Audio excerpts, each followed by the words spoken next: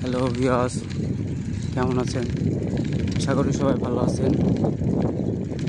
তো আমি আজকে যাচ্ছি রাজবাড়ী শহরের দিকে। আমি আছি এখন মহাদেবপুর।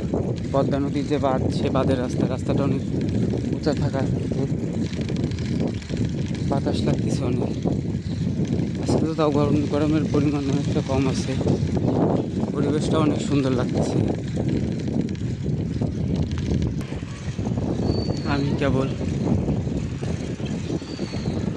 মহাদেবপুর বটতলা পার হইলাম, বাঁধের রাস্তা দিয়ে যাচ্ছি। পরিবেশটা অনেক ভালো লাগতেছে, দেখেন আপনারা, সুন্দর লাগতেছে।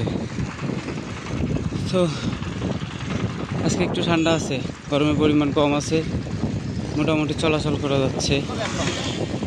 কিছুদিন আগে তো ওরে বাবা প্রচণ্ড গরম, তারপরে সাইকেল চালাচ্ছি, অনেক কষ্ট হয়ে যাচ্ছে। তারপরেও যাইতে হবে গন্তব্যস্থানে।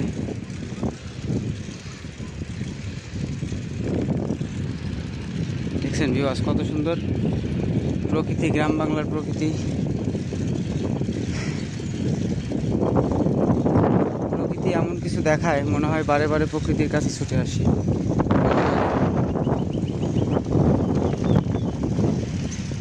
কত সুন্দর লাগছে। ধান পাকি গেছে, ধান কাটবে কিছুদিনের মধ্যেই, সম্ভবত কাটতেছে কিছু কিছু জায়গাতে।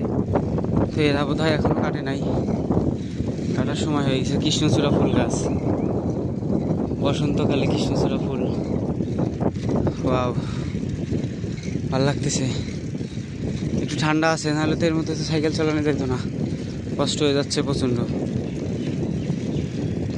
সামনে আর একটা কৃষ্ণচূড়া গাছ। ওয়াও, সুন্দর লাগতেছে অনেক। ভিউটা কি অসাম লাগতেছে।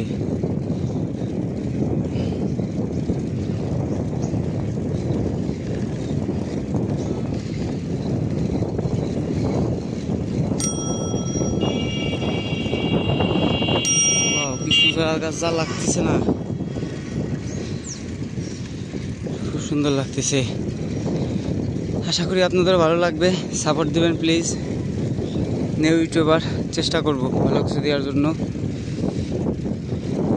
যদি আপনাদের সহযোগিতা পাই তাহলে উৎসাহ বাড়বে, না হয়তো বা এখানে স্টপ হয়ে যাবে।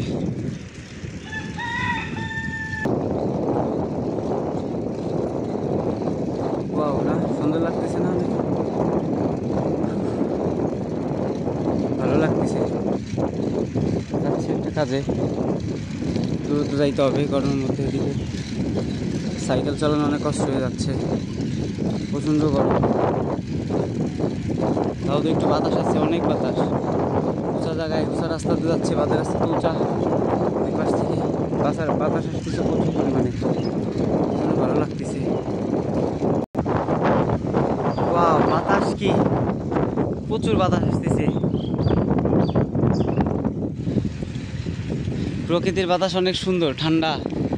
বেশি আজকে গরম বাতাস নেই, যদিও ঠান্ডা লাগতেছে অনেকটা। মানে গতদিন থেকে অনেক বেটার। কয়েকদিন যে পরিমাণ গরম পড়ছে, সারা মাঠ ভরা পাকা ধান, সবাই কাটবে।